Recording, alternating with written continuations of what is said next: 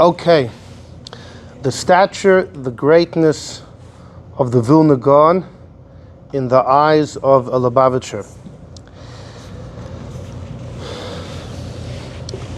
The reason we're speaking about him today is because there's something fascinating he says on this Parsha Achreimus, and it's really just a time to think and explore about how otherworldly this man was, how extraordinary his mind was, and his chidushim, and it's just incredible.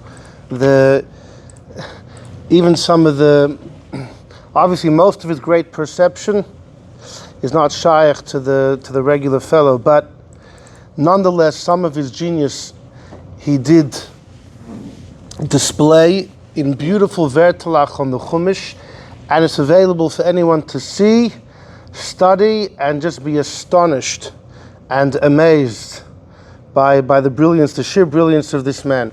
So the Vilna Gaon is born in 1720, passes away in 1797, and as a Lubavitcher, we're not going to conceal, there's a lot of history. There was friction for a time between the Chassidim and the Vilna Gaon and his students, not a secret. And there's no reason to conceal that.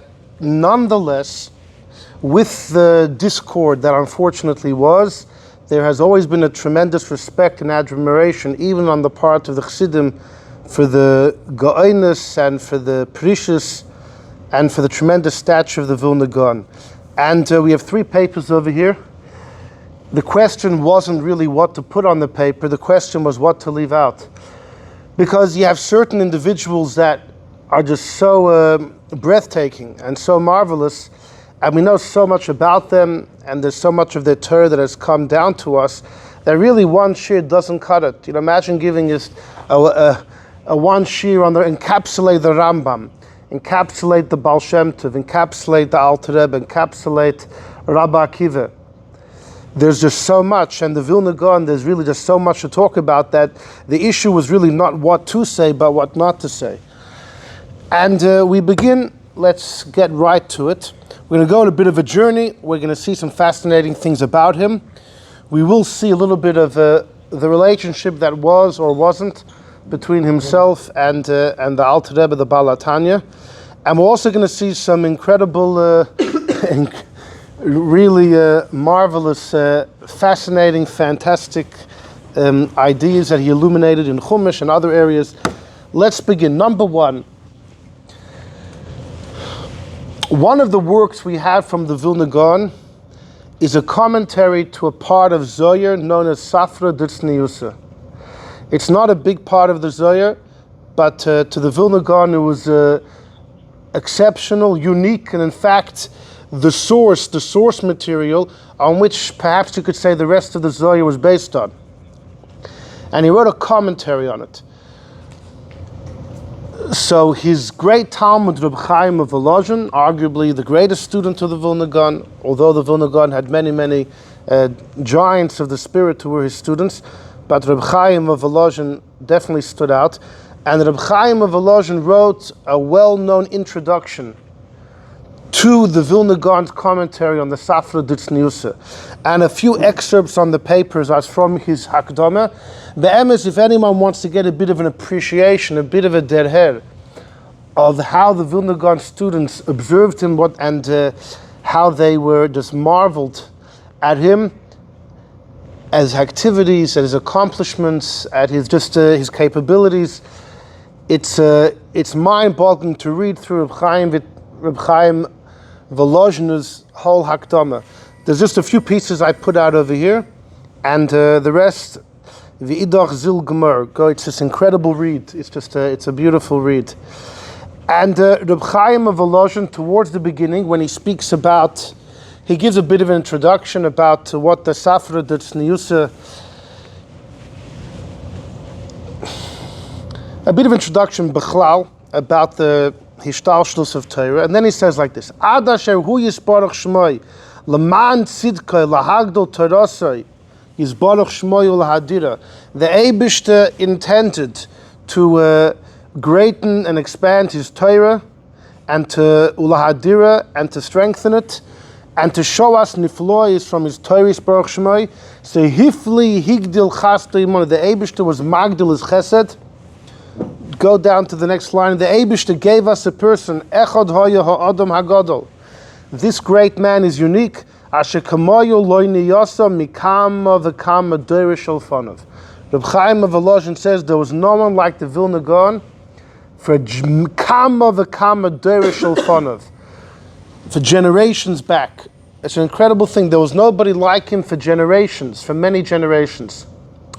It's known about the Baal HaTanya, the Vilna Gaon's contemporary, the Alter Rebbe, that the Barditchever said about him, and this is recorded in Sfarim, that miyamois hardif v'harambam loikom kamayu. The Barditchever said about the Alter Rebbe that from the days of the Rif and the Rambam there was no one like him. So a similar sentiment you have the students of the Vilna Gaon saying about him, that for Kama v'Kama Doiris, for many, many generations before the Vilna Gaon, there was nobody like him, unparalleled. In fact, there is a tradition in the Litvische world that Reb Chaim of Volozhin said, and there's been many studies, if he said it, when he said it, where he said it, what he said, but nonetheless there's a tradition that Reb Chaim of Volozhin said, that the Vilna Gaon was like the Rashba. The Ulai, and perhaps he was like the Ramban. He was like the Rashba, and maybe he was like the Ramban. In other words, the Rashba was a Talmud of the Ramban, and you wouldn't have really split a hair between the two. Who's going to decide, the Ramban, the Rashba? But Chaim Volozhin apparently said that there's a hierarchy of it. The Vilna Gaon was equal to the Rashba, maybe even like the Ramban. I mean, the Ramban is one of the greatest of all the Rishonim, no doubt. Many shiurim ago, I explained, according to this, another tradition. There's a tradition, I think also from Chaim of Volozhin, that the Vilna Gaon said, if you want to argue in halacha with the poskim before you, then going back till the Ramah, you can argue just based on Svara. To go back all the way to the Rosh, 200 years before the Ramah, you could do that too, but there you need a raya. There you need a raya. But before the Rosh, you can't even argue with a raya, with proof. Now, you have evidence from a Gemara, you have evidence from Yerushalmi somewhere, then you can go back all the way to the Rosh. But to argue on people before the Rosh, that already he didn't give permission to do. Now, the Rosh and the Rashba are pretty much the same generation. The Rashba was about 15 years older than the Rosh. The Rosh is from Germany, and then after his teacher, the Maram of Rothenburg, is taken captive, the Rosh ends up fleeing Germany, and he heads down south, he comes to Spain. He went to Barcelona, where the Rashba was. They spent a week with each other's company, and then the Rashba says, I don't want you leaving Spain. I'll get you a position, a stellar in Toledo, in middle of Spain. So they're pretty much the same generation. So if the Vilna Gaon said that you can argue all the way back to the Rosh if you have a raya, but not before, so you see the Vilna Gaon himself already made this distinction in generations. The Rosh and the Rashba you can tackle. You can be like them, but not before. So maybe that's the pshat in this tradition that Reb Chaim of Volozhin said, you can argue, that the Vilna Gaon was like the Rashba, maybe like the Ramban. The Vilna Gaon apparently himself had made that distinction of those two generations. But either way, you can't imagine how much has been written on whether Reb Chaim Volozhin in fact said the statement that the Vilna Gaon was like the Rashba, maybe like the Ramban. And it's an interesting thing. But you definitely see over here, he says, for many generations there was no one like him. Okay, so he was an extraordinary individual. The Eibishter gave him a heart to understand and eyes to see, and the shvilim, the paths and the paths of Chochmah were open to him, both Nigla and in Kabbalah. A Bina Yisrael, an extra understanding was given to him, and he is the high Gaon Olam, the tremendous Gaon, Chassidut Kaddish, he says the Vilna Gaon. So that's how Reb Chaim of Volozhin introduces the Vilna Gaon to us. You got to know what we're talking about. The Vilna Gaon is known, led a tremendous life of precious.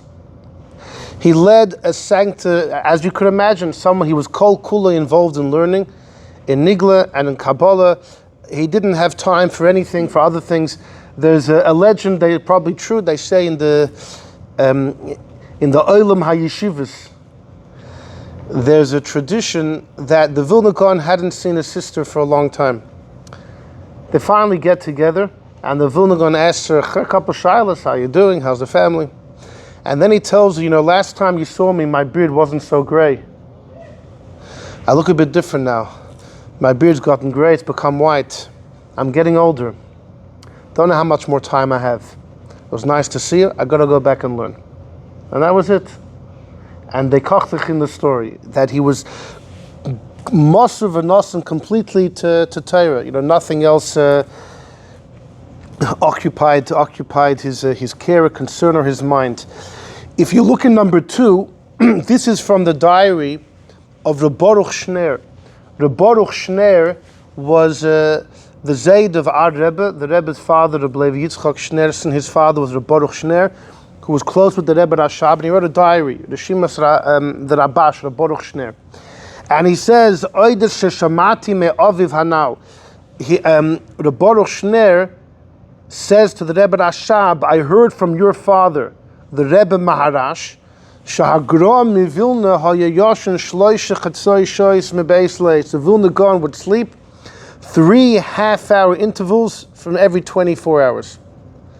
So it's an hour and a half total every 24 hours, and they weren't consecutive. It was 3 snippets of Chatzi Shois. V'haya b'seirugin, they were not in a row.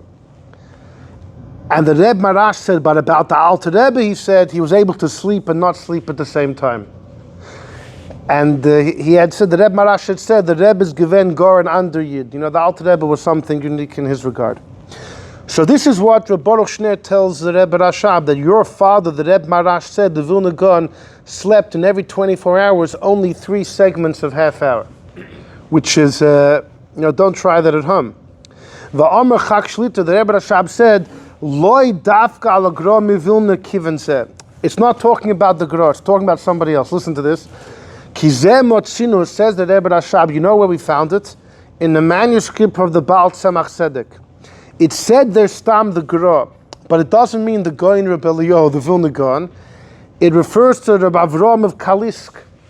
The Alter Rebbe had a contemporary who originally they were buddy buds, and we had a whole share about this once, that unfortunately there was a major fallout, and the Alter Rebbe said pain more than anything, more than he suffered at the hands of all those that tormented him.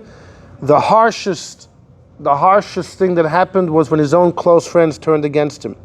But originally, Rabbi Avram of Kalisk and the Alter Rebbe were very close by the Maggid of Mizrich. And the Tzemach Tzedek wrote that the Gra would sleep 3 segments of a half hour. It's the Gaon Rabbi Avram of Kalisk. So on the next paragraph, Amarti lo azeh, so Reb Baruch Shner says, I told the Rebbe Rashab, no. I heard befedish that it's about the Vilna Gaon. In other, you're telling me that your Zayda, that Tzemach Tzedek wrote the Gra and meant Avram Kalisker. It sounds like Reb Baruch Shner says, I heard from your father, Mefudish the Vilna Gaon. And the Rebbe Marash had said that the Misnagdim referred to the Vilna Gaon as a Chassid. V'suloi midi, that was the end of this discussion. So if you look at number 5, the Hakdama of to Shulchan Aruch, the Vilna Gaon, of course, has his Biur HaGra and Shulchan Aruch, fascinating commentary.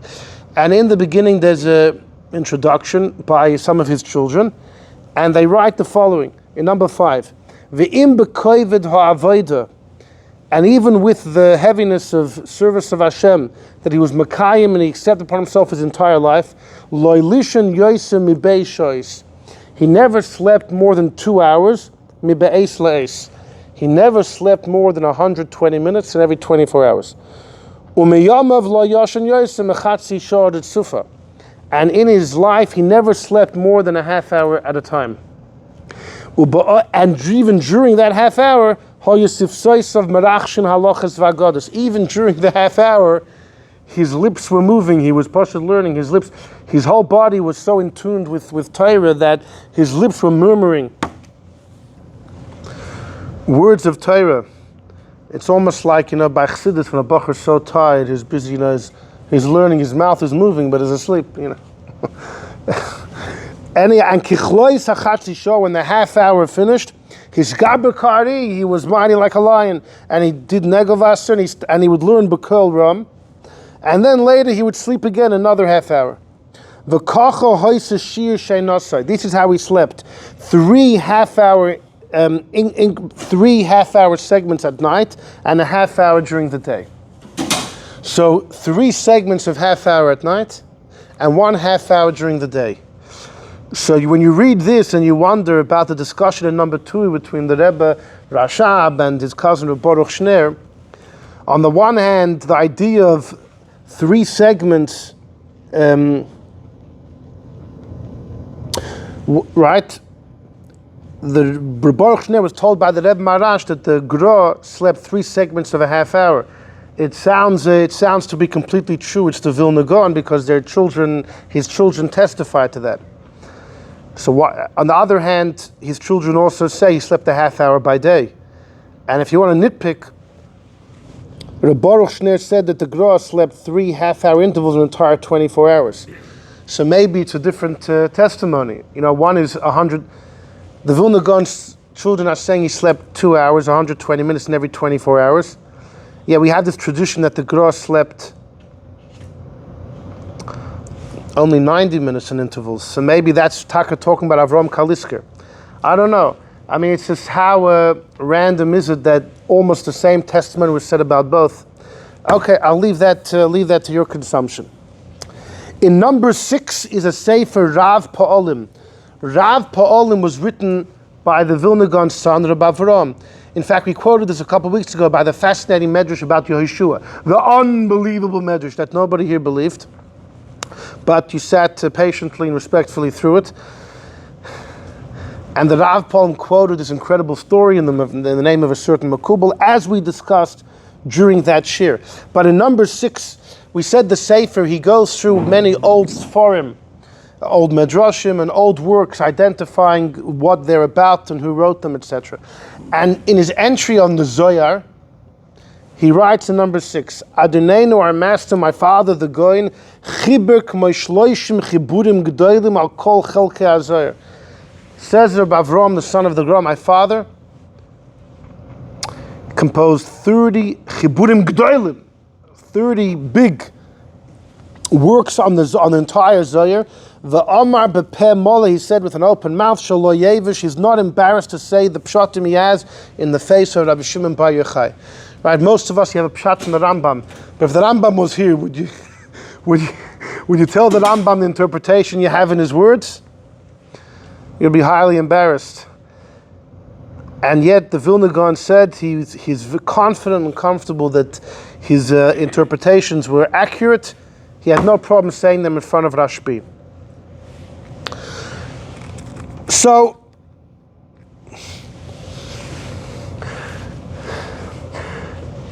I can't help but get to some of the juice of some of the interpretations he gave. Mind-boggling stuff. The Gemara says in Megillah, Mila besela, mashtuka betrain.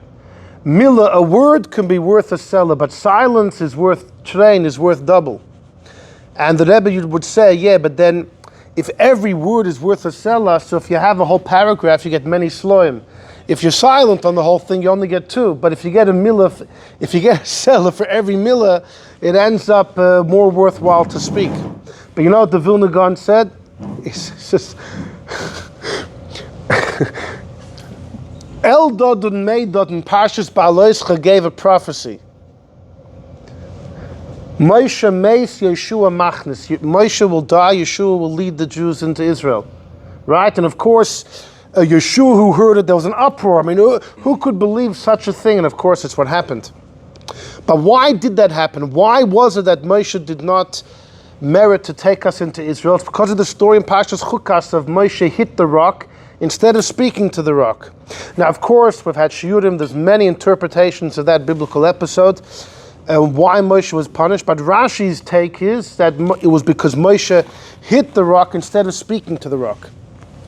Because of that, Moshe lost his merit to lead us into Eretz Yisrael, or to enter Bechlal, and therefore Eldad and Meidad, years before, already giving this prophecy, Moshe will die Yeshua Machnas.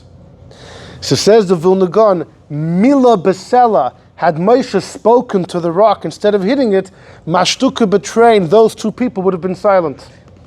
Had Moshe hit the rock, had Moshe spoken to the rock, he would have entered Israel. And then for Eldad and Medad would not have had a prophecy. Mashtuka betrain, they would have been silent. There's a great one he has. In Parshas Chayei Sarah, Avraham is speaking to the Bnei Ches, right, about burying Sarah. And he's having a whole conversation. And throughout the conversation, the words of Kvar Meisecha come up again and again and again. Kvar Meisecha, Kvar Meisecha.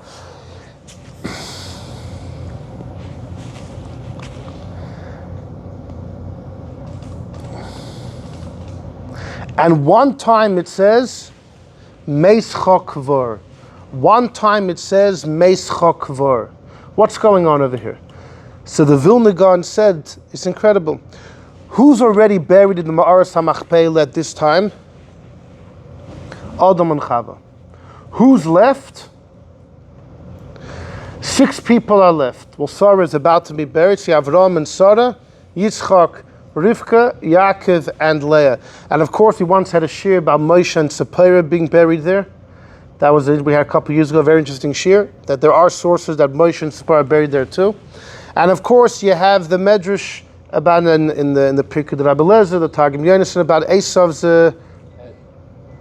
head. So says the Vilna Gaon like this: Avraham, Sarah, Yitzchak, Rivka are all tzaddikim.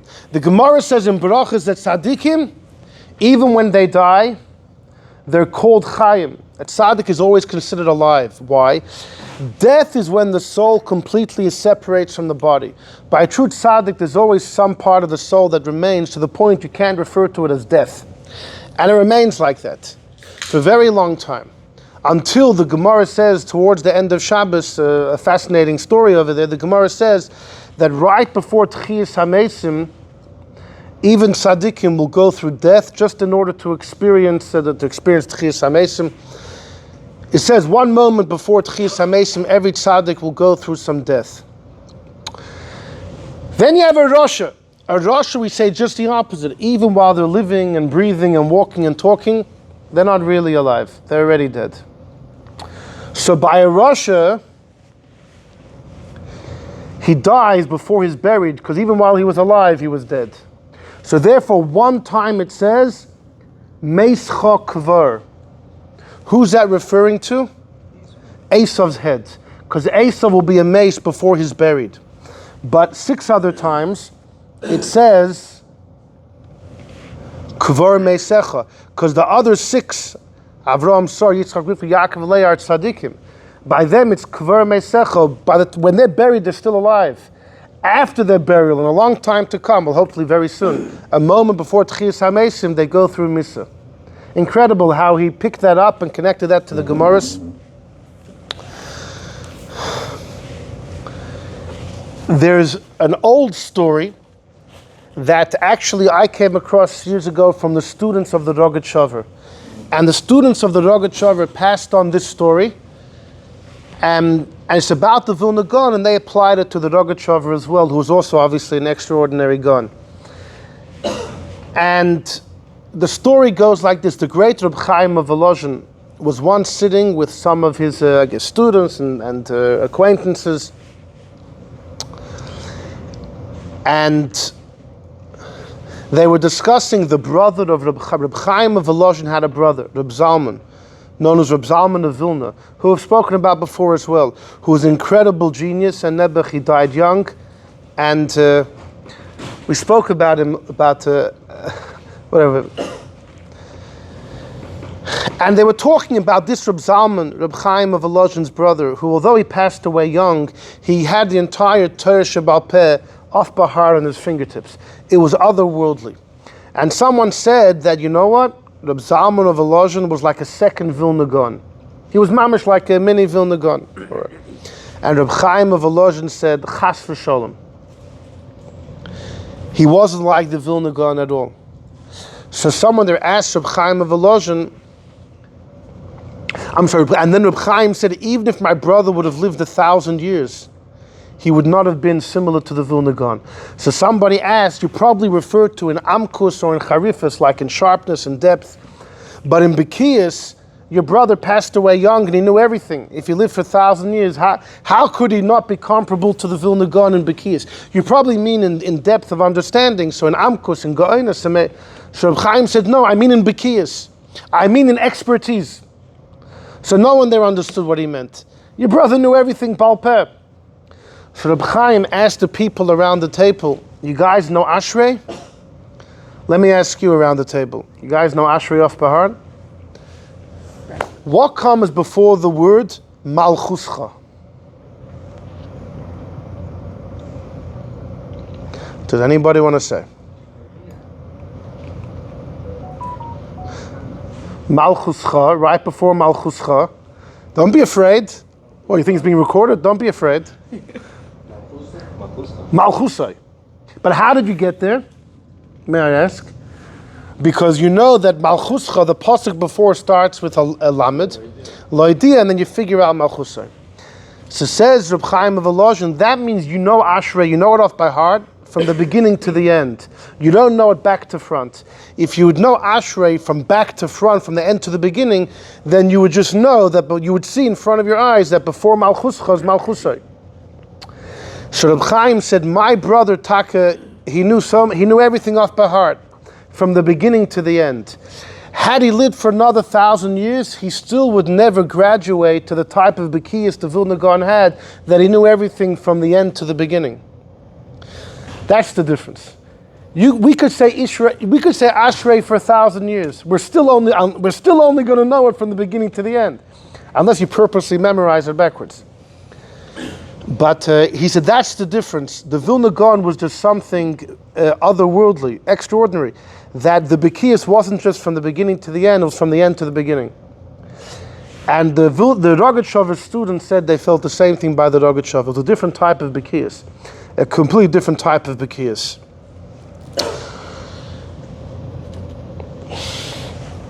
There's another Maisa, fascinating story, that appears in Sfarim close to the time of the Vilna Gaon, going back almost 2 centuries ago. So there's a Sefer on Tehillim written then that has this story. So you think it was recorded close to the time, it's authentic. I will tell you there's major debate about the accuracy of the story.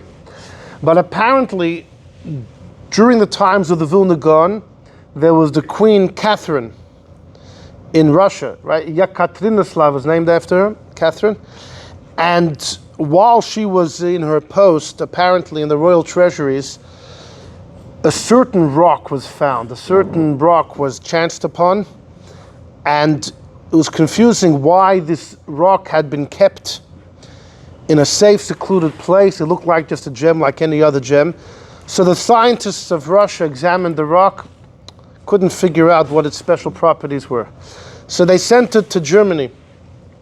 Berlin, the great universities of Berlin and Germany, and the scientists there, they study the rock. No one can crack the code. Moses Mendelssohn was there at the time, and he was a professor. You said it on Shavuos. Oh, I said on Shavuos. Wasn't recorded. Never happened. Shavuos? Yeah, Shavuos night. We passed around this stuff. At like 3 a.m. Oh, while we... okay, yeah, that's right. See, that was so late at night, I don't even remember. And Moses Mendelssohn didn't know what the rock was, but he had a personal rivalry with the Vilna Gaon. It seems like it was a one-way rivalry. He was envious of the Vilna Gaon's brilliance. Although Moses Mendelssohn was a brilliant man himself, it's interesting, the Goyische Welt is known for a work that he wrote about the immortality of the soul. The immortality. So in the Goyische Welt, he was known as a scholar, a believer, and Dafka in the Chassidic world for sure. But generally in the Frum world, he was not looked upon with a favorable eye, to say the least. Either way, Moses Mendelssohn felt, this is my chance. And he told these messengers, that, on your way back to Russia, how about you stop off in Vilna? There's a great rabbi, they say he knows everything. Why don't you ask him, maybe he can decipher the mystery. And this was his chance. He wanted to shame the Vilna Gaon. And all right. So these chevra went. And they arrived at Vilna, and they came to the Vilna Gaon. He was in the middle of learning. And they asked him, look at this rock, what does this mean to you? So he puts the rock on the table and he continues learning. So they decided, he'll come back in a couple hours. After he finished learning what he was learning, closes the sefer, he looks for the rock, gone. Oy. He'll be accused of stealing the property of the queen. And all of a sudden he sees in the corner of the room, those little kids, someone from his family, was playing with the rock. And this kid had like a bowl of water and put the rock inside. And this rock had a magnetic property that it pushed away the water. He realized right away what the rock was. This is the San Pirnain, the special rock that Moshe's stick was made out of, and the luchas. And when these messengers of the queen came back, he told them everything he knew about the rock. He cracked the code. And of course, word traveled back to Germany, to Berlin, that Mosel Mendelssohn, his plan had fallen through, and the Vilna Gaon received incredible honor through this. She wrote a letter to the Vilna Gaon. He said, according to you, Kriyas Yamsuf wasn't a miracle. Because Moshe Rabbeinu stuck out his stick, and the stick pushed away the water. It was natural. So the Vilna Gaon wrote back to him. There's different versions of what he wrote because there's major questions on the story in its entirety. But allegedly the Vilna Gaon wrote back that, you're the big Baki in Chumash. In Parshas Beshalach, Hashem told Moshe, Harem esmatcha neteyes yadcha. Lift up your stick, spread out your hand. What does that mean? You know what it means? Hashem told Moshe, Harem, remove your stick, put it to the side, stretch out your other hand without the stick over the water, in order no one should think that the water is being brushed aside and pushed aside due to any properties that the stick contains. That's what the Vilna Gaon told him. Anyhow, it's a very interesting episode. True or not, I can't tell you, but it's recorded by today, it's in many, many places. But there's a commentary in Tillim, like I said, from almost 2 centuries ago that has the story. Again, the amount of ink that has been spilled over discussion if this story is authentic is mind-boggling. And but it's just it tickles the imagination, that's for sure.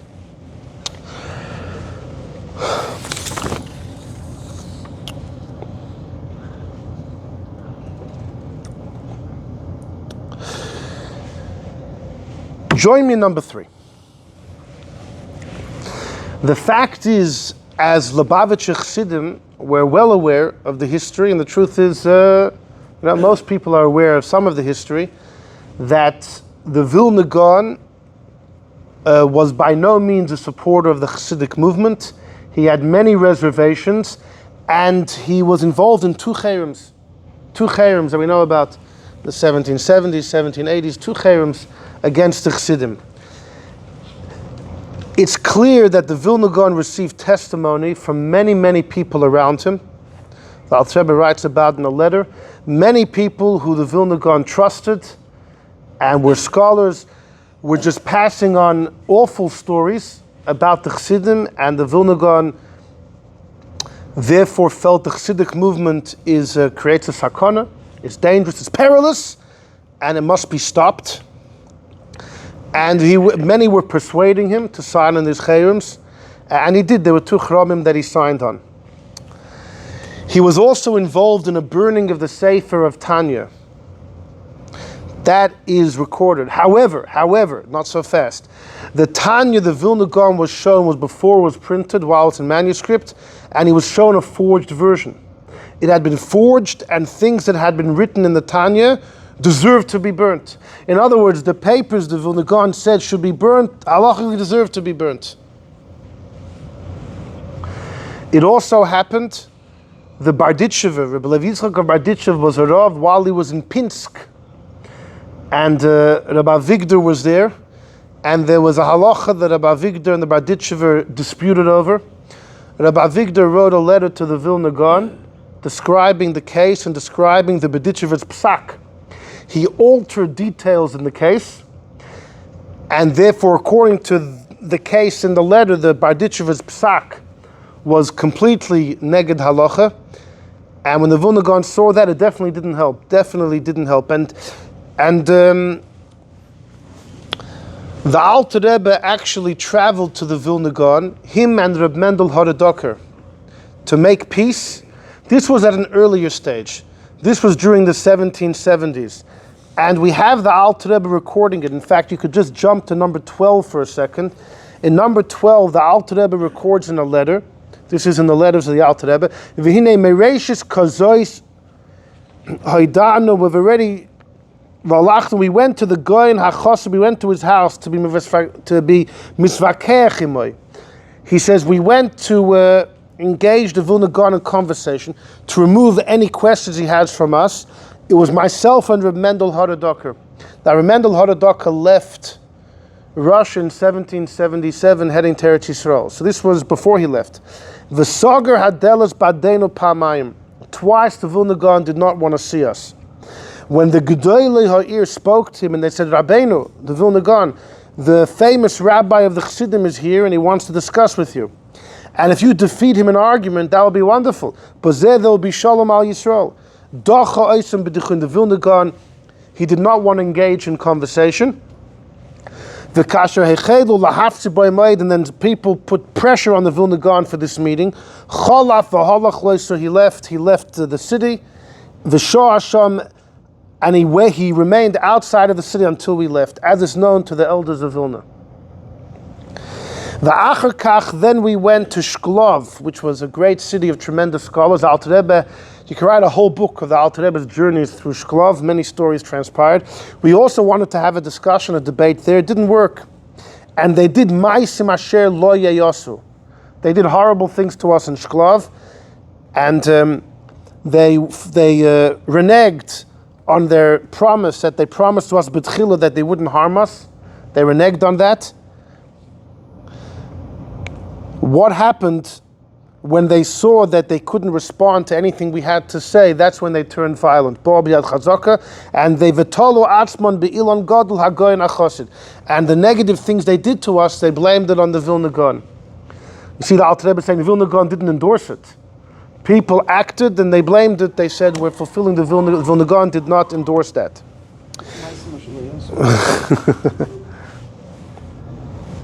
Things that shouldn't have happened.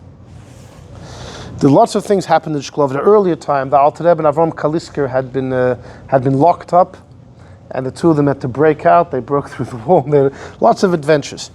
So, but go back to number 3 on the earlier page, and you'll see that this, for some reason, this little thing here is not so well known. Number 3 is from the Sefer HaTamim. This is from the Frierdiker Rebbe describing some of the early history, and he says it was in the 1770s.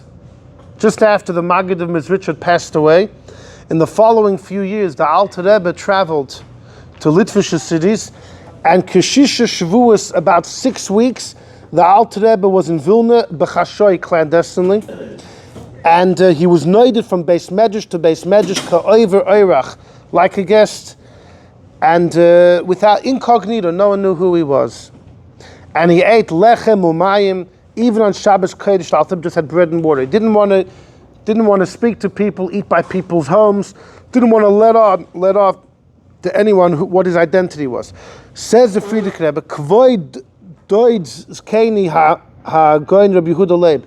The Alter Rebbe had a brother, Rabbi Yehuda Leib, the Maharil, told my Zayda, the Tzemach Tzedek, that his brother, the Alter Rebbe, told him that while he was in Vilna, he was misfalful. He spoke in learning with all of the Gedolei HaTorah.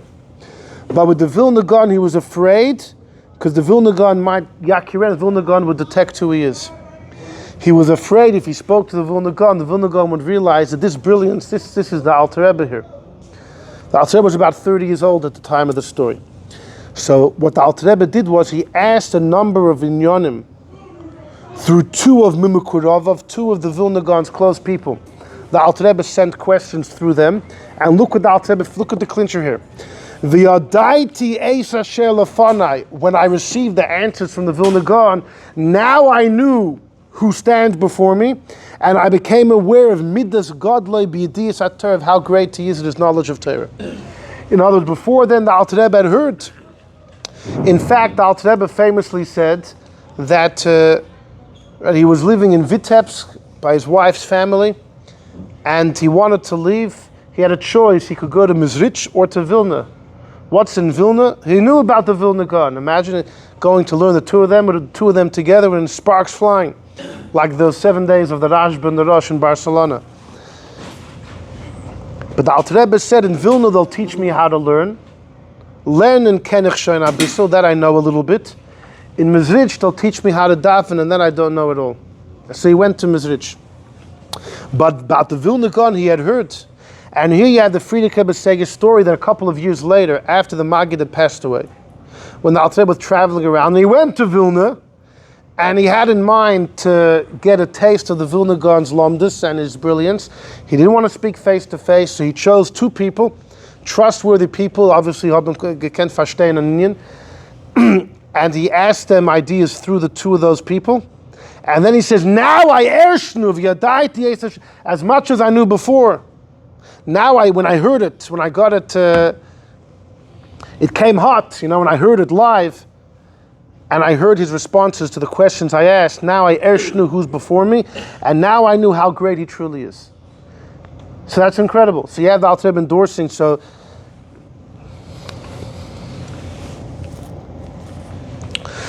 there is something that concerning the Vilna Gaon and the Alter Rebbe needs to be cleared up.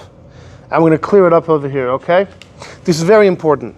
If you look in number 8, Reb Chaim of Volozhin, back in his introduction to Safra Datzniusa, he writes the following. He says, Midei dabri b'gdolos v'niflois, while I'm speaking about the greatness of the Vilna Gaon, I have to speak about something that pains my soul, and my heart is burning ke'esh baheres. That my ears caught wind of Dibas Rabim. People speak Burim. Look in the third line of number 8.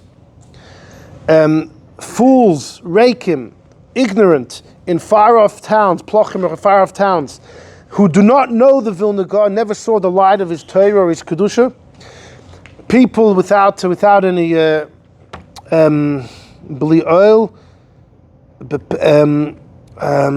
what's a good word? No integrity.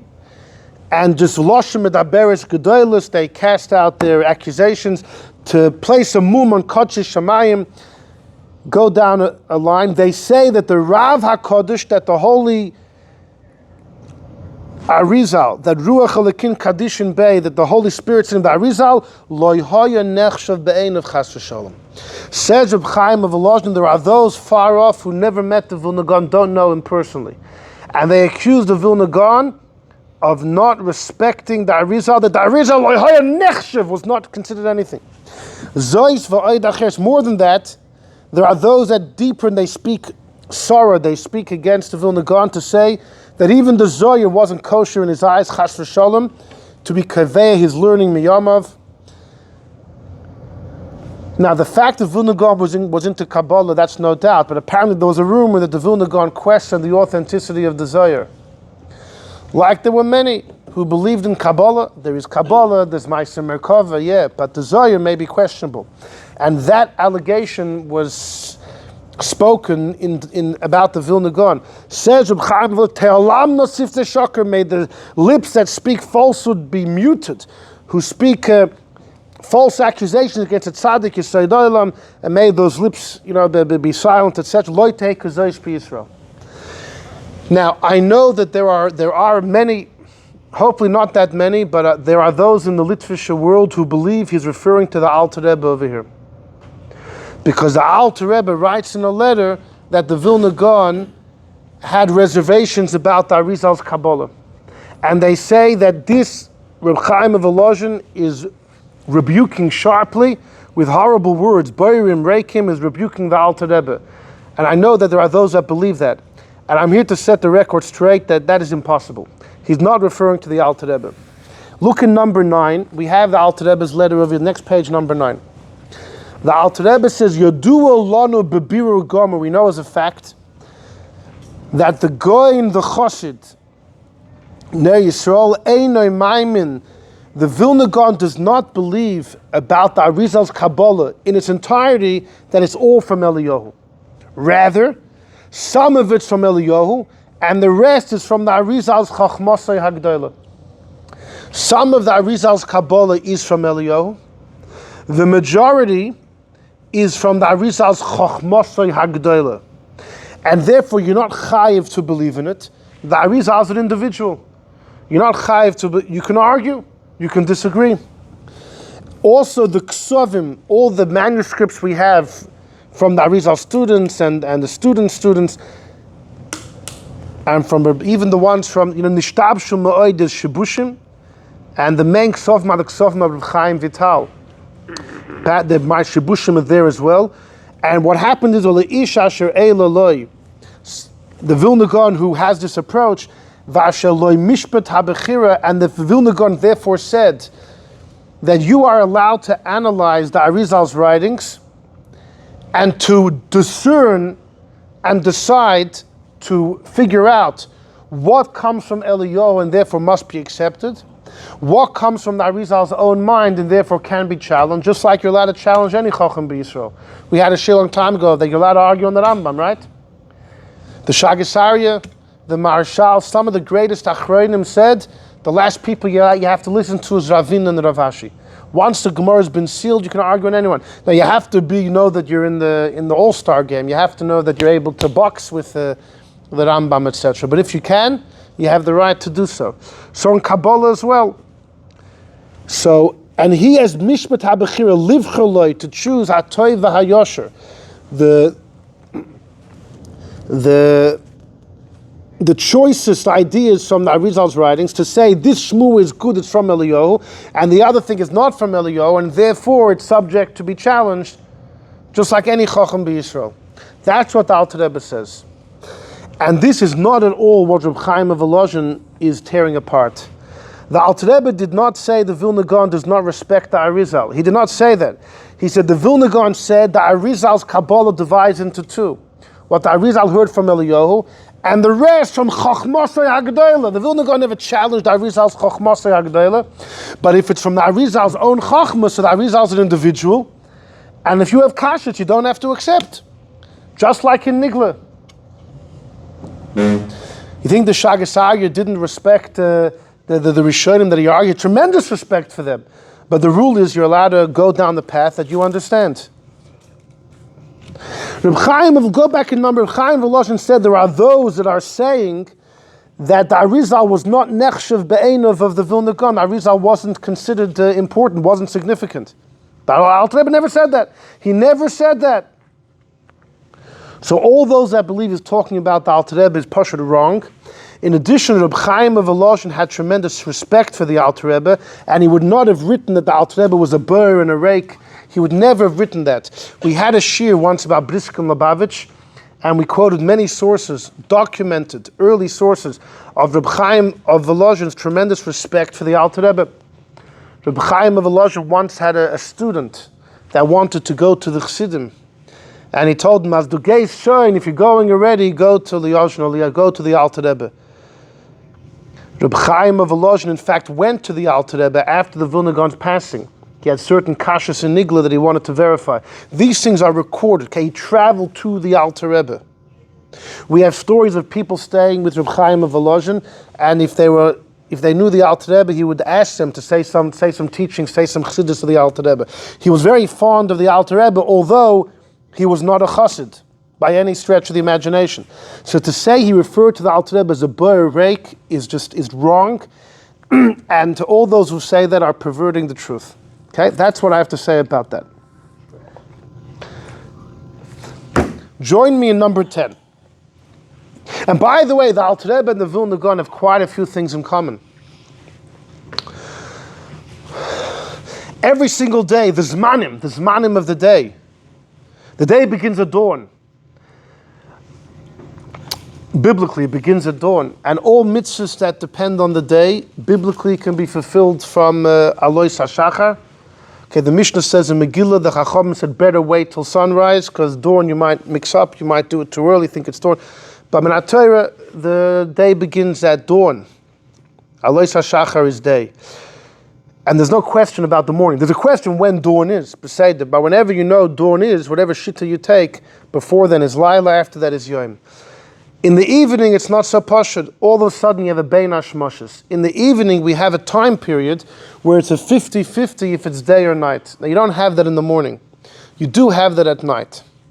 It's a big question, why? Why is there only a twilight zone at night and not in the morning? And one day, Mitzvah will have a shir all about bein hashmashos. But it's well known, Rabbeinu Tam's of take was, and the Shulchan Aruch Paskins, and many Chassidim continue this today, that the day that when the sun goes below the horizon, nothing happens halachically. That's just a natural technical shkia. The sun has disappeared from the horizon. But it's still day. Open up a chumash to Genesis in the beginning. The Eibishter calls Yom. Day depends on light, not the source of light. So who cares the sun's gone? If it's still light, it's Yom. It's Yom. That's Rabbeinu Tam's take. And it's Yom for quite a while. The time it takes to walk 3 1/4 mil, it's still Yom. At which point begins bein hashmashos, which goes for 3/4 of a mil. When that ends, you're now 4 mil from when the sun physically set, and at that point it's Seisek Chavim for sure. The bein hashmashos is the last 3/4 of a mil of that time period. And that's the psak in Shulchan Aruch, and that's the psak the Alter Rebbe has in Hilchos Shabbos, because then the Alter Rebbe, we've spoken about this in the past, Alter Rebbe had to follow the psakim of the earlier poskim. But all of a sudden, in the Siddur, the Alter Rebbe takes a different view. And the Vilna Gaon as well takes a different view than the Shulchan Aruch. And they follow a shitta known as the shitta of the Gaonim. There's a beautiful letter from Ma'aram al-Ashkar, who was a refugee from Spain in 1492. One of the greatest poskim of that generation. Is a beautiful letter, I think it's letter Tzadik Vav, a beautiful letter going through the shittas. And the shit of the Gaonim is, no, the moment the sun goes below the horizon, bein hashmashos begins. Itaka only goes for 3/4 of a mil. That we're together with Rabbeinu Tam. The shaila is not how long bein hashmashos goes for, the shaila is when it is. The Gaonim say it happens immediately by when the sun dips below the horizon. And after 3/4 of a mil, if a mil takes 18 minutes, 3/4 is pretty short.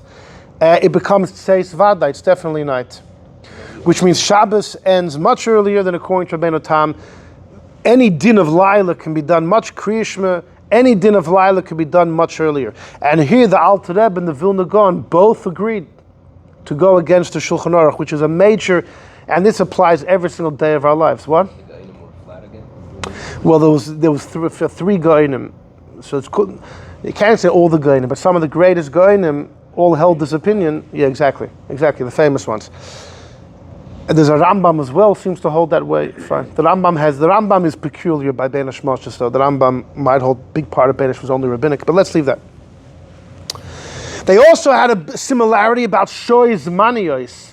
How do you divide the day into 12 hours? 3 hours for Kriyishma, 4 hours of Tefillah. How do you count those hours?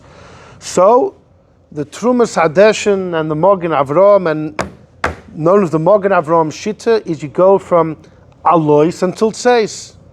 You take the amount of time from dawn until Tseis, and you divide into 12, and those are your halachic hours. The Alter Rebbe and the Vilna Gaon, Alter Rebbe in the Siddur, and the Vilna Gaon, they said, no, we're going to go like the Levush. You take the hours between sunrise and sunset, between Nates and Shkia, not between Alois and Seis. So the hours are a little bit shorter, but you only start counting from Nates, so you have much more time to say Kriyishma. Now the truth is, these two things are connected, but I'll leave that for another shir. So here you have two major things that impact us every single day, and the Alter Rebbe and the Vilna Gaon were actually hand on hand on this. They do have some significant debates. Mitzvahs tzrichas kavana. Does a rabbinic mitzvah, a mitzvah d'Rabbanon, require kavana to be yotzer? It was a big debate between the Radvaz and the Pri Chodesh. The Radvaz holds that it does not, the Pri Chodesh holds it does. And the Alter Rebbe and the Mogen Avram really side with the Radvaz, that a rabbinic mitzvah really doesn't. Okay, we're oversimplifying it, but that's basically their shitta. Whereas the Vilna Gaon was siding with the Pri Chodesh, that a rabbinic mitzvah, you need to have kavanah, I mean, you have to be aware that you're doing the mitzvah in order for it to count. Another well-known debate, and we once had a shir about this, is thinking Torah. Does thinking Torah require a bracha before? Does thinking Torah require a bracha before? The Vilna Gaon believes that thinking Torah does require a bracha of birchas HaTorah. If you wake up in the morning and you want to think Torah, you have to make a bracha before. If not, you violate the Isser of learning without making the bracha. And the Alter Rebbe and almost all the other poskim disagree and say no. Thinking Torah, hiru lav kedibur, no, only speaking Torah, not thinking Torah. And the Vilna Gaon actually had a story that there was once a beautiful vort that came to his mind when he woke up in the morning, and he thought about it before he made the bracha, and then he completely forgot it. The whole thing was removed from his mind. He couldn't remember it. He couldn't remember it. It was a beautiful pshat that he had, and he knew that it was taken from him because he violated his own psak. You can't think about it before you make the bracha. But later on, he remembered. A while later, something happened. He remembered it. And the Vilna Gaon had a student, and many, but one of them is Avram Danzig, the Chaye Adam. And the Chaye Adam disagrees in this psak on the Vilna Gaon. The Chaye Adam says, V'hagisa, Hashem tells Yeshua that about Torah, V'hagisa b'yoyim v'layla, Hagisa is bepeh, is speech, and therefore he disagrees on the Vilna Gaon. He says, you're only Mekayim the mitzvah of Talmud Torah if you speak. That's the ikr learning. You don't have to make a bracha on thinking. He disagrees with the Vilna Gaon. Some of his contemporaries turned to him and said, who are you to argue on the Vilna Gaon? I'll give you a bit of an insight about how the Talmidim of the Gra revere him. There's a Rabbi Yitzchak Isaac Chever. He's known as the Peh Shlishi LeEliyahu, the third mouth to Elijah, because he was a student of some of the Vilna Gaon students, and he was a major Kabbalist and a big Baal Nigla, Rav. He wrote a Tshuvas Binyan Olam, and he has a letter where he takes the Chaye Adam. He has an issue, and he says, because of Dvarim Shel Ma'abekach, because of some weak arguments, you argue on the Vilna Gaon's psak. Who are you? Who do you think you are? As if the Chaye Adam, the great scholar that he was, has no right to question. Like, who do you think you are? Like, what are you even doing? To argue on the Vilna Gaon? And he says, no, the Vilna Gaon's for sure right. You have to make a brach on thinking Torah. There's a general rule, you don't make a brach on a dover shebalev. You don't make a brach on something in your mind. Like bittul chametz. You don't make a brach. If you ever have a case where you have to do bittul, you don't make a bracha. You don't make a brach on dover shebalev. It's in the Torah, in Simon Tov Lamed Vav, it said about bittul chametz, you don't make a brach. So Rabbi Yitzchak Isaac Chever says, no, you're mixing apples and oranges. He said, not you. I'm saying, he says, it's not a kasha b'chlal. He says, bittul chametz is something in your heart. It's all about making the chametz considered like nothing, or even hefker, which is making it ownerless. It's a state of mind that you have to verbalize, but it's be'etzem a dover shebalev. Talmud Torah, he says, it's be'ikr through speech. Talmud Torah is a mitzvah shebedibur. You could be yoytze, a portion of it, through thinking. Because v'hagisa b'yoyim v'layla, Vilna Gaon says, hagegyon libi, hagisa is in your heart. The ikr of Torah is vishinantam, which is through speech. But there's an element of Torah you get through hirhur. When you think Torah, you're getting part of the mitzvah. So you have to make a bracha. I to dover shebalev. Torah as a whole is a dover shebepeh, because the ikr of Torah is supposed to speak. So Torah as a whole is considered a mitzvah shebedibur.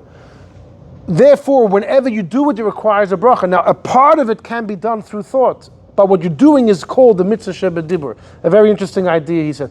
But you just see from here how the Chaye Adam was from Gedolei HaPoskim of his time, and Rabbi Yitzchak Isaac Chever says he has no right to question and therefore argue on the Vilna Gaon's psak. It's interesting because in the next sefer that he wrote, Chochmas Adam, on the laws of Yeridea, so the Chaye Adam doesn't really quote from the Vilna Gaon. And in the original, when it came out, there was a foreword that he had put in the beginning of the sefer, and he said, people are wondering why the Vilna Gaon is not mentioned in this book. He said, I'll tell you why, it's all your fault. Because when I mention with the Vilna Gaon with the greatest respect, but just like he challenged those before me, we have the right to challenge him. This is the way Torah works. And I got tremendous flack. And therefore I thought to myself, how could I quote him now? To quote him and argue, you guys will stone me to death. And to quote him and not argue, if I think the halacha is different, I can't do that either. Then I'm not being honest. So therefore I'm not quoting him at all. And he says, you think you were succeeded? You should know the Vilna Gaon would be pained by this. The fact he's been left out of the Sefer. And he throws all the blame on these Kanoim, on these zealots. Now this forward was removed from later prints. But in the original he wrote, it was very interesting, interesting tidbit over there. Oh boy, okay. Before the Radvaz, you said in something. That's about mitzvah shrichas kavana. Oh no. About no. That was just no. That was just a separate thing. So let's move. So in number 10, a very significant thing that Reb Chaim of Volozhin writes again in his introduction to Safra Tzniusa. He says, I heard from his holy mouth that many times hishkimu lepischei magidim from heaven would come to his door, and they would offer to give over to him the secrets of the Torah. Below he doesn't have to work without any toil. They'll reveal to him the secrets. He paid no attention. Now one of these magidim urged the Vilna Gaon, and nonetheless he wouldn't even look at him. And the Vilna Gaon responded, I don't want that my understanding of Torah should be through a mediary at all, through an angel.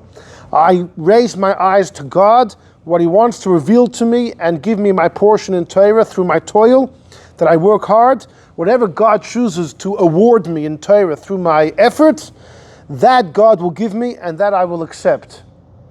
But none of this malach middleman business, which is very interesting because the Baal Shem Tov, the Yesod of the Baal Shem Tov's Chassidus, one would say, is the 10 years he learned with Achia Shaloni. From the age of 26 to 36, Achia Shaloni came down as a soul, as a Magid, a spiritual teacher, teaching the Baal Shem Tov. They began with Bereshis, and 10 years later they finished La'enei Kol Yisrael. The same speed we learn Gemara over here next door, 10 years to go Chumash, imagine Shas. And apparently the Vilna Gaon was aware of this tradition as part of the reason that he challenged the Chassidus, because he felt that this Bechlal, the roots of how Chassidus was born was a path of Avodah that he didn't accept, as you see from over here. I'll tell you what's intriguing though, because the Ramchal, Rabbi, you have to have a shir about him as well, Rabbi Moshe Chaim Luzzatto, the great Ramchal, is very much embraced in the Litvische world and questioned by many of the Chassidim. That's a fact. And the reason why he's so embraced by the Litvische world is very much due to things the Vilna Gaon said about him. The Vilna Gaon said that if he was still alive, I would go to his feet and study by him. The Ramchal passed away in 1746. The Vilna Gaon was only 26 years old at the time. So when the Vilna Gaon was learning Mesilas Yesharim, he said, if this man was still in Amsterdam, because the last couple of years that Ramchal was in Eretz Yisrael, I would go to him and sit by his feet and learn. Which is an incredible statement. Now it's known, the Ramchal spoke about the fact that he had all these revelations from heaven. When he was 20 years old, a malach came and started speaking from his voice box. I mean, the Ramchal is no different than the Baal Shem Tov, that there was a tremendous, in no small measure was there a role played by angels and Magidim from heaven revealing. So if it's true the Vilna Gaon challenge against Chassidus was partly because of 10 years of the Baal Shem Tov's revelations from Achia Shiloni, so then why would he have embraced the Ramchal as he did? Unless at the time he was unaware. Maybe at the time it wasn't known that the Ramchal had these visions. Or maybe the issue is much deeper. We don't know. It's just an interesting, intriguing piece of, I don't know. It's a question mark. In number 11, this gets a little darker. But we said the Vilna Gaon was involved in two chayrims against the Chassidim. Fine. In number, this is from the Rebbe's Rishimus, that the Alter Rebbe was visited by Reb Shlomo of Karlin, Reb Shlomo Karliner, and Reb Yisrael Palotzker, okay, great people, that Acher Kach Siper Admor Azoken,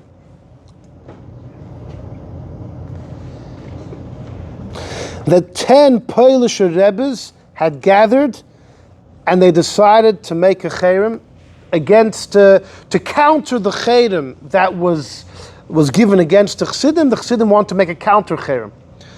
It's halachically backed that if someone's mavaza a Talmud Chacham, that person goes in cherem.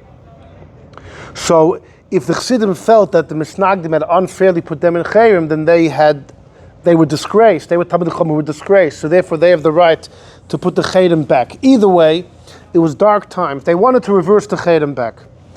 Now, they were afraid that the Alter Rebbe would not agree to this, so therefore they concealed the idea. The problem is in number 11, the third line, they made a question from heaven. And these 10 students of the Maggid were told they can't make the cherem unless in their minyan they have one guy who's at least as great as the Vilna Gaon in learning. And they didn't have that. The Frierdiker Rebbe said that the Mezritcher Maggid, when he wanted a new Shulchan Aruch to be written to clarify, to come to a hachra and all of the machlokas and make a clarity in halacha, there were 5 people he could have chosen: Rab Shmelk of Nikolsburg, Rab Pinchas Balaflo, Rab Elimelech of Zhensk, the Barditcheva, and the Alter Rebbe.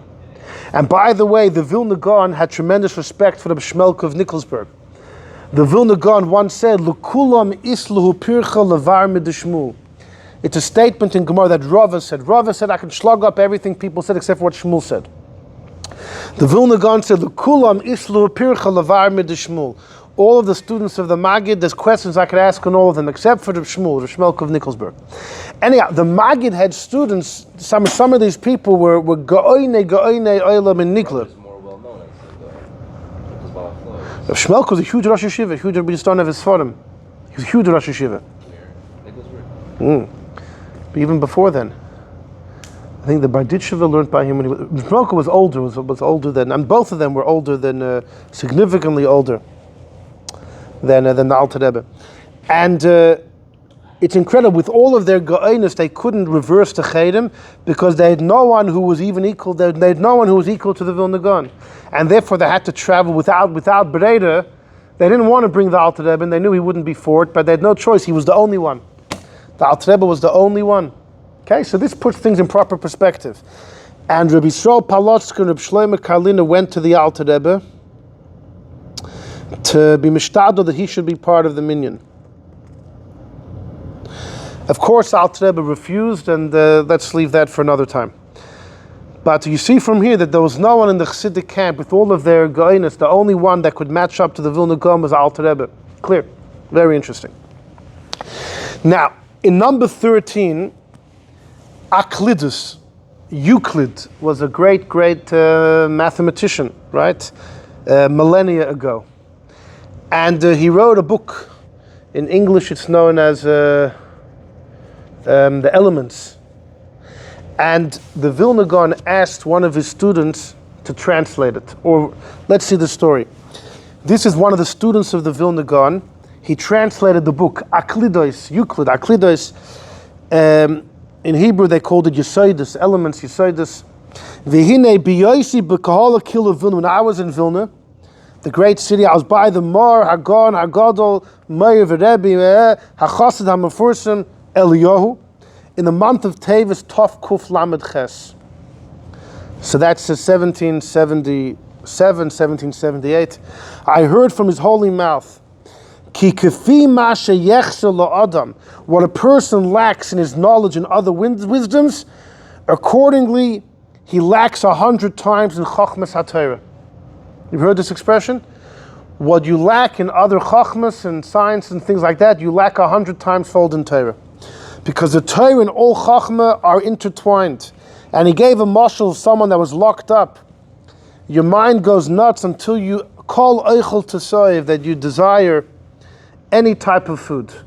Okay, figure out what the nimshal. Look at Chayvis Alvavis, Shar Chev Daf Tzadik Gimel, V'Amaskul Yavin. Okay, you'll check it up. You need the old Chayvis Alvavis, the old print from 200 years ago. Check up page 93, see what he means. But then he says, he instructed me lahatik, that I should copy Masha Efsha, what I can, to our language, to Lashon HaKodesh, from all of these wisdoms, in order to bring it out of the mouths of the goyim, and Yidden should the Yeshua should swim in these knowledges, and knowledge should grow amongst the Yidden, and the goyim should lose their gaiva they have over us by saying they were ignorant of these things and fakert. And he says, Shem Shamayim Mischal, when Yidden don't know these things, the Shem Shamayim Mischal, the Yidden have the obligation to master all of these wisdoms.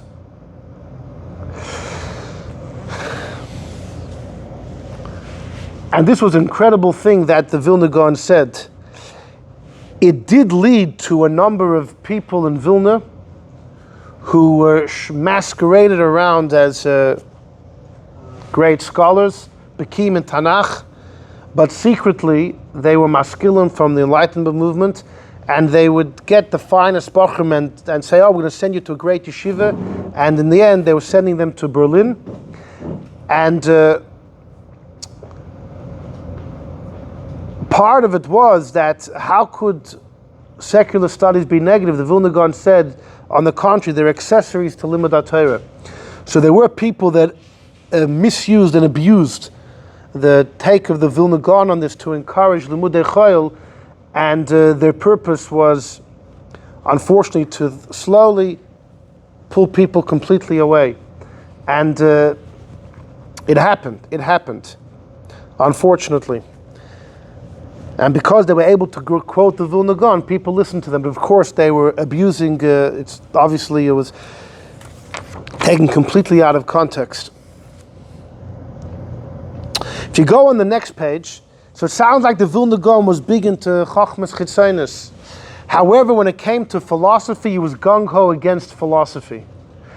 Aristotle to the Vilna Gaon was treif. In fact, the Vilna Gaon once said, if Aristotle would be here, I could explain to him all of his errors in such a way that he would definitely agree. The Vilna Gaon felt, because there were many philosophers in Jewish history that felt that Aristotle was Torah Missinai, right? And the Vilna Gaon was gung-ho against. And if you look at number 14, there is a sefer called Kirya Ne'emana. Kirya Ne'emana speaks about the great city of Vilna and many people that live there. And somebody wrote a letter to the author. This guy of Katzenellenberg wrote a letter to the author. And he writes in number 14, Kasha Kvoida, you are involved in printing a book, a special book, Kirya Ne'emana. So I said, you know what, let me write to you two things, and I request from you, put it into the Toldos Hagra. When you reach the Vilna Gaon in your book, Kirya Ne'emana, Faithful City, I want you to put this in. Lodaiti ru'uyim heim, I think you should put him in the Sefer, and I bring the heaven and earth as my witness, so what I tell you is true. Harishon, the first thing, when I was by the Gaon Rav Shol, I heard from his holy mouth that he heard from the Gra. It was during Simchas Beis HaShoeva, the Vilna Gaon said, Halavai, that I'll be zeich, that after I die, I'll be placed in the world of souls next to the Rambam. Ulechol apachas b'mechitzas haralbag. If not by the Rambam, at least by Ralbag. The Ralbag's yard site was yesterday. On Shabbos with Mincha Ma'ariv, we had a whole shir about the Ralbag, his history, his philosophy, many startling ideas, and of course what people said about him. And there were many that wiped the floor with him. Rab Meir, Ibn Gabbai, and Avodas HaKodesh, the Maharal, the Akedah, the Abarbanel. I mean, many they really threw the Ralbag under the rug. And here you have the Vilna Gaon saying, L'chol ha'pochas hashabi b'mechitzas ha'Ralbag zal. Now, Taka, the Ralbag in many ideas followed Aristotle, and in that the Vilna Gaon would disagree, but nonetheless he was able to separate the man from certain things Ralbag said. You know, I told you the Shaloz's father writes that we owe so much credit to the Ralbag for his commentary on Tanakh, when after all the stories he speaks about the toyelas that comes from the stories, but the Shaloz's father didn't say that all of the Ralbag's theories in Muhammad Hashem are Torah Missinai. So you have to be able to separate. The man was a great man, and many things he wrote are Kodesh for Torah. And some other things have been challenged and are not normative Judaism today, and therefore, are kind of on the side. But V'Hasheni, here's a big one. Shamati mipi Rav Hagon Reb Menashe Ilyar. This Menashe was an incredible intellect, and he later became a chassid of the Alter Rebbe. That the Vilna Gaon writes in the laws of Kishuf in Yeridea. If you look in the Bir Hagra, there's a very sharp little paragraph where the Vilna Gaon critiques the Rambam big time. And he writes the Rambam followed the cursed philosophy, and the Rambam was already hit upon his skull, etc., etc. He writes very sharply that the Rambam doesn't believe in shadim and magic and all these things because the Rambam became a rationalist following Aristotle. It's a very sharp piece of the Vilna Gaon.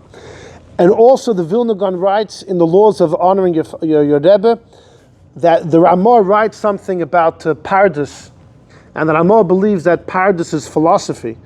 And the Vilna Gaon writes, it's a one-liner, that neither the Ramah nor the Rambam ever saw the orchard, never saw the Pardes. So this Rab Menashe Ilyar said, these words are not from the Vilna Gaon. It never came from not his pen, not his mouth, such words. Someone else wrote it as it was printed, and Rab Menashe said, I know the guy who added it in, I know him, I know the way he speaks. And Rav Katznellenbergen finishes his letter to the author of the Kirya Ne'emana that these things, they cast a beautiful light on the spirit of the Vilna Gaon and his Ehrlichkeit, etc., etc.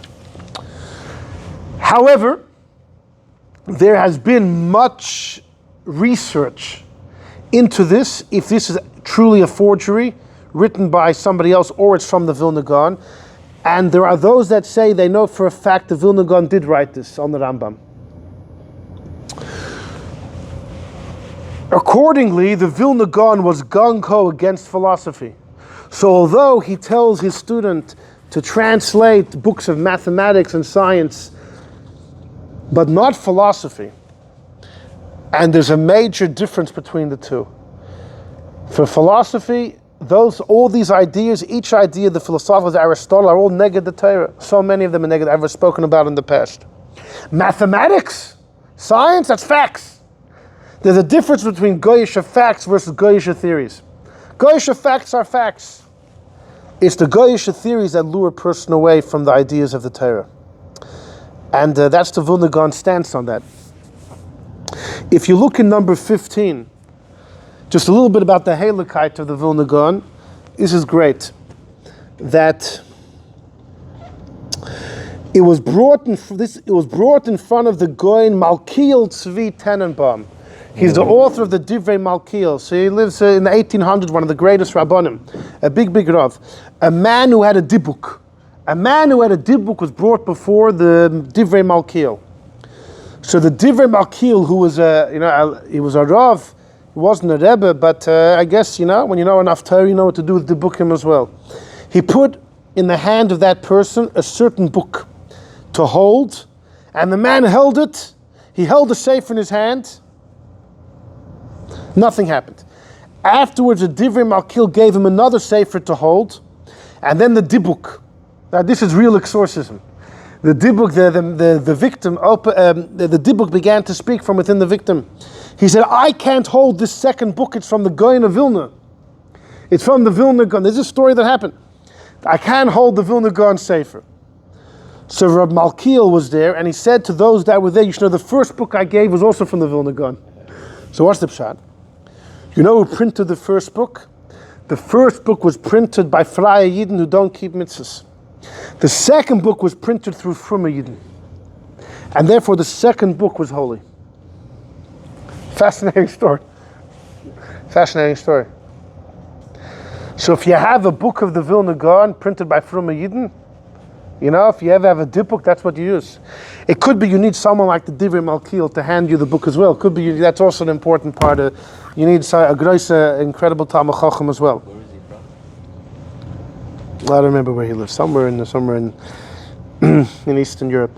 In number 16, Reb Chaim of Volozhin says over a story about the Vilna Gaon. He says one time, it's a great story. One time, I was speaking to him about davening. He told me, from heaven they showed me how great tefillah is. And he explained. He says, I was working hard, the Vilna Gaon says to Reb Chaim of Volozhin, trying to figure out a certain mimer in Zohar HaKadosh about Rosh Chodesh and 12 weeks, whatever that means. And the Vilna Gaon said, Loi Allah biyadi, I wasn't able to be mefarish it. I didn't have a satisfactory pshat. One day it was Rosh Chodesh, I was davening during Shemoneh Esrei, and in one moment into my mind fell that mimer, and I had 7 ways of explaining it. All of a sudden 7 ways came to me. Now what was I supposed to do? So Reb Chaim said, I told him, what do you mean? You're in the middle of Shemoneh Esrei, pause for a moment and straighten out your thoughts. Is that a hefsek in davening? So Amar the Vilna Gaon said, Taka did that. I waited k'may reva minute, 15 seconds, and I was mesader all these 7 things that came to my mind. Okay, right? And then I continued to daven. After I finished, I realized that I forgot all 7 pshatim. Mishkmin legamri. And I was very pained. And after Shemoneh Esrei, it was Rosh Chodesh, right? I didn't do Hallel. I didn't say Hallel. I waited about a half an hour, not in order to recall, but I didn't want to say Hallel while I was pained. So I needed a half hour to calm myself. La'asiyach tzari midaiti. That's how bad. I needed a half hour just to cool off from the pain and to read Hallel. But as I was starting to daven Musaf, boom, all 7 ideas came to my... It's always during Shemoneh Esrei, right? That's when the best ideas come. You know what they say? Eile boreche ve'eile basusim. For the goyim to do business, they need chariots, they need horses. V'anachnu b'shem Hashem Elokeinu nazke. We mention God's name, we're already doing business. The moment you start Shemoneh Esrei, all these great ideas come. So says the Vilna Gaon, but this time I didn't fall for it. This time I didn't direct my thought towards them. I paid no attention at all. And when I finished davening, I thought about it, and all 7 were clear in my mind. This was an interesting story, a little bit into the mind of the Vilna Gaon, if we could even say so. In number 17, there's a great thing that he says. In Parshas Ba'aloischa, it says, just to see, another nugget of the Vilna Gaon. There's so many, just throwing in a few. That it says in Parshas Ba'aloischa, when the Eibishter brought the slav, the fatty chickens, it says, Hamamid, the one that got the smallest amount, had 10 chamorim, 10 piles. Says the Vilna Gaon, what's the cheshbon that the one that collected the least collected 10 piles? So it's incredible just how he put this together. He says in number 17, you should know the Machane Yisrael was 12 mil. It was a mil is about 2/3 of a mile, about a kilometer, which is sholosh parsois, because a parsa is 4 mil. So the Jewish camp was 3 parsa, 12 mil. Where did the Slav come? It surrounded the camp. So who's the furthest from the fatty Slav? The guy's in the middle of the camp. Now, if the camp was 12 mil, right, or 3 parsa, the guy mamish in middle is how far from the Slav? 1.5 parsa. The furthest you would be is 1.5 parsa.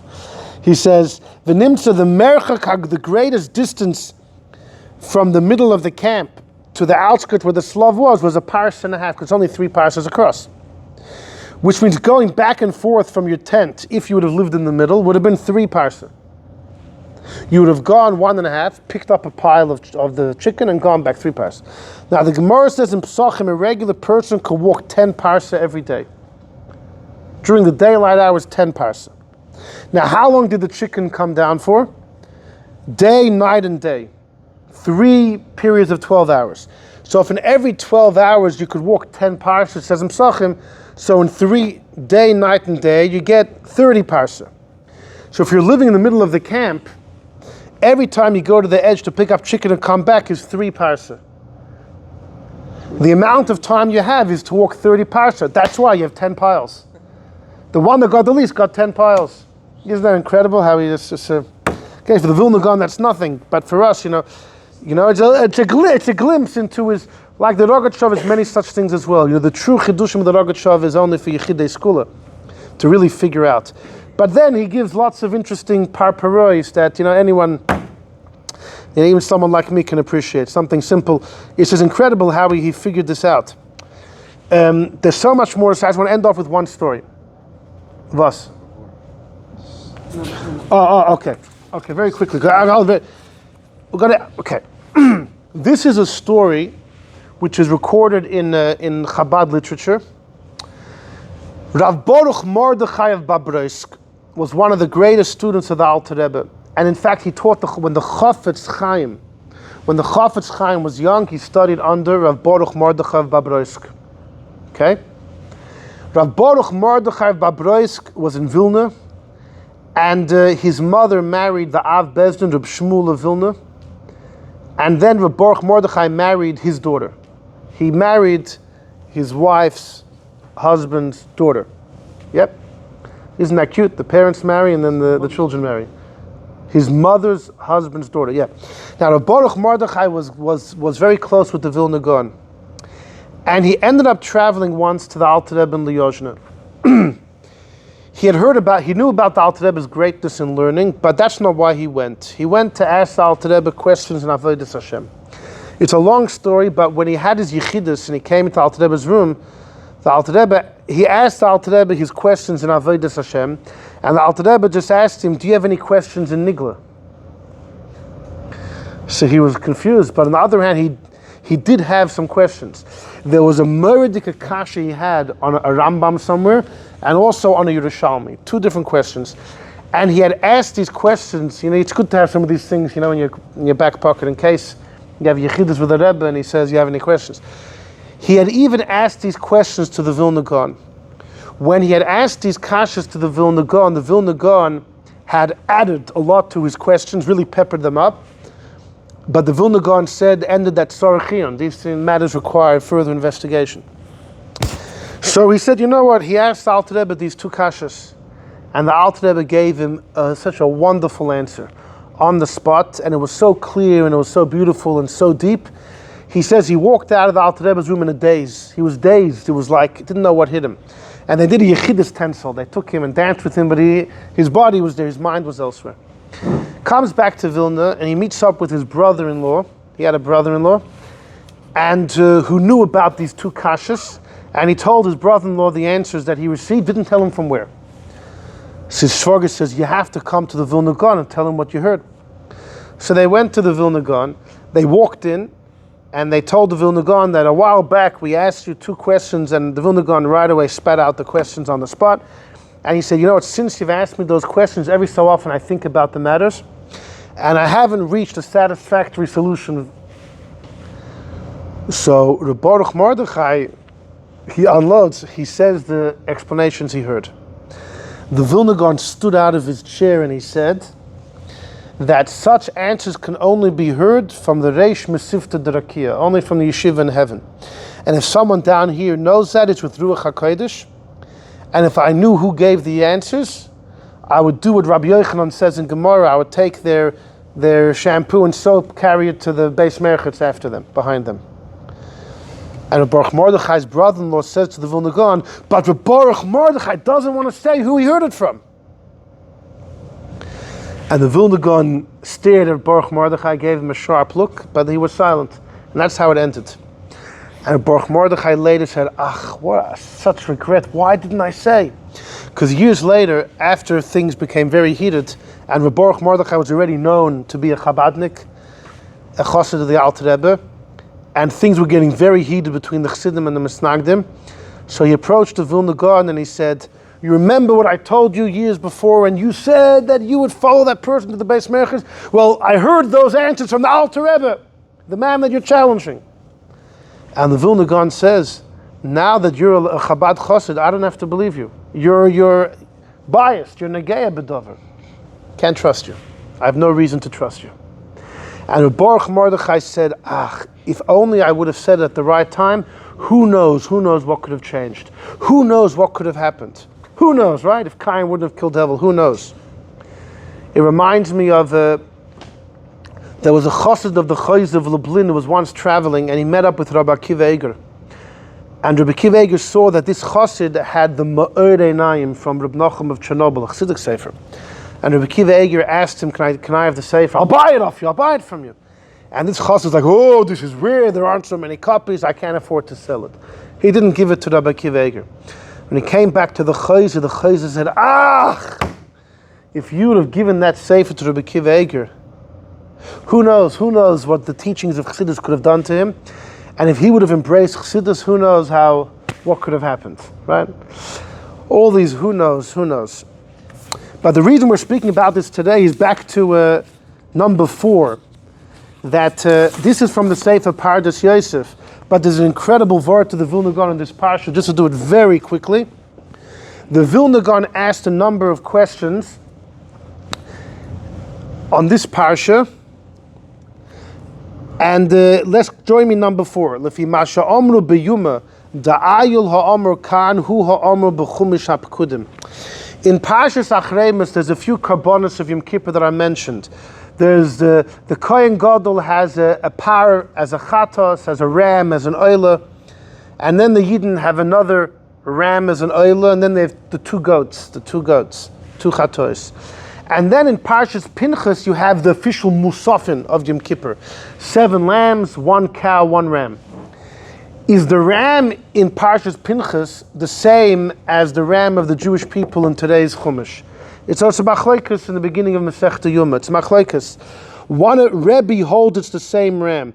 The ram which is mentioned in Achreimus is the same one in Pinchas, which means from Parshas Pinchas, one of the musafin are mentioned in Achreimus, but none of the others. What about the 7 lambs and the 1 ram?